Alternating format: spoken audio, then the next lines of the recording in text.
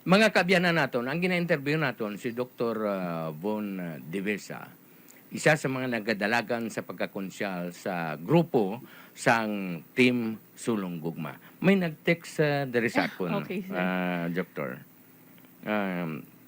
Nga ako no daw nga kunbaga madahog ang grupo sang Team Sulong Gugma sa mga grupo sang millennials, no? Anong mga rason, Doc? Siguro aside sa age group namon, team millennials, no, laban millennials, ang amon gid nga sincero nga serbisyo. Mhm. Kag ang, if you connect to other people, maka-establish ka mo rapport bala, good connection sa iban nga tao. Kag makita nila nga sincero kami. Mm. Kag mabalaan man nila na mo kung do imo lang na iya nga ginhambal-ambal kag hindi ka sincero. Kag ang credibility namon, tanan kami successful sa different fields nga ara kami. Like may ara bank manager, may ara businessman nga bataon pa. Mm. May ara nga may pastor pero may ara na siya national involvement nga makabulig man sa syudad sa Iloilo. So damo kami services nga pwede gid ya mahatag no sa pamuluyo sa syudad sa Iloilo. Sang pag-imbita sa imo nga masulod ka sa grupo ni Congresswoman Jamjam Barunda, way ka magpangduha-duha nga mag-upod gilayon? Actually ang si, si Mayor Jed ang nag-ano sa akon. Contact ko, oo. Okay, So okay. through Mayor Jed, kag ang isaya ka right hand man yung person ang nag-contact sa akon. But I'm also a leader, no? Leader ako sa Nurses Association, sa Medicine Student Council, naging president man ko, naging president man ko sa Resident Physician, and naging membro ako and officer man ko sa different NGOs nga affiliated ako. So kumbaga as a leader, no, ano man kung sino ang i-follow mo. So dapat kung anong prinsipyo mo or ang imo nga ginapanindugan, amo man na ang imo nga leader. So if you want a service nga sincero and those nga long term gidya ang ma-provide sa pumuluyo, amo na gidya ang nag-attract sa akon to be part of the team. Kita mo, no? Kanami istoryaon sa kay Dr. Von Divesa, no? Pero taga ko rason nga anong pinaka-rason nga nag-upod ka sa grupo sang Team Sulong Gugma? Ang pinakarason gidya. Pinakikid ka So, rason. basta they're supportive man sa mental health advocacies ko, no? Even before galing. 2017, ga-advocate ako sa mental health. Kaya gadamot giman ng cases, especially pag pandemic, more than 100% gidya ang increase ng number of cases. So, nakastoryaman ko kay Kongja, may mga projects man siya na may plan naman bala nga for implementation nga pwede kami ka-collaborate.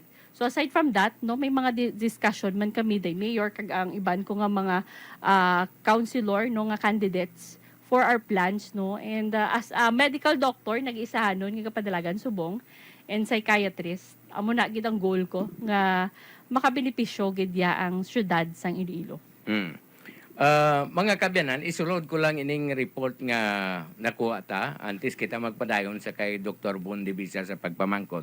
Kay man, sang nagligad nga Sabado, may ara nga orientation sang duli-tupad para sa 7,000 ka mga beneficiaryo nga nagpaninlo sa kabarangayan sa sulod sang napulo kadlaw kag magabaton sang 5,130 pesos kada isa. Naka-ulo exercise na, nakabaton pa sang para pang pamasko, no?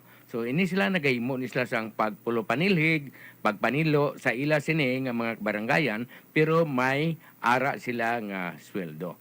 So may ara nga mga beneficiary nga nagapasalamat kay manti makasupot-supot sila para sa ila sini mangin Notsi Buena. So ginapaabot nila ang pagpasalamat sa kay Congresswoman Jamjam Barunda kag sa grupo sang Team Sulong Gugma nga wala sila ginadumdum, no.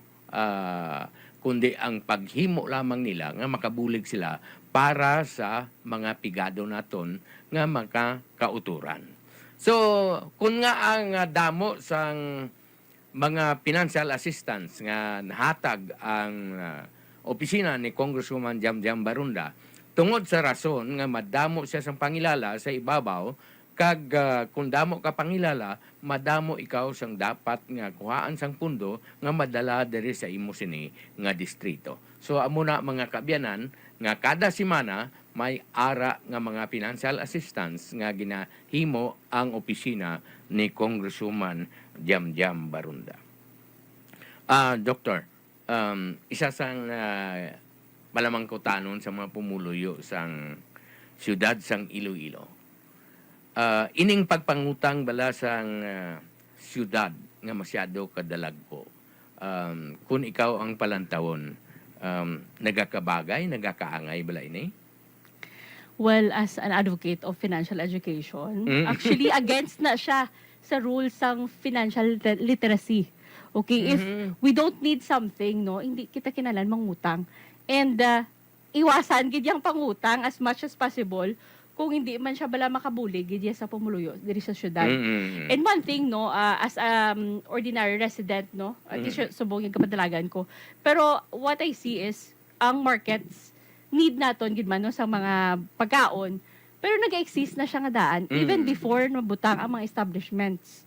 Kag sa iban nga mga lugar kini kadto man ko sa iban nga countries, even mga progressive countries, they have markets, black markets nga simple lang. Kumbaga ang goal man lang dara is makabakal ka sa bulk bala kada muon sa mga pagkaon or i-consume mga foods bala nga makaya man sang budget mo.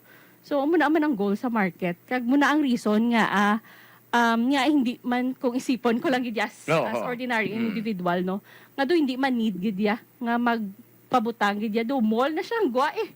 Do nagbutang na ta sang mall nga market. So, pwede man sila kadto sa SM, sa Robinsons, kung gusto nila nga matawhay gid ya nga markets. Pero sa market na to public market, so public market siya for the public.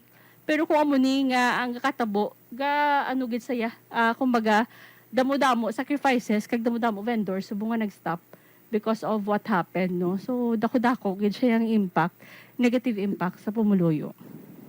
So dako gali nga impact man sa hindi lang sa negosyante, no, Yes, sa mga oo. bumalakal gali mismo, no. Yes, so kaya dako gid ya ang Oo. mga prices ang mga pagkaon or mga balaklon.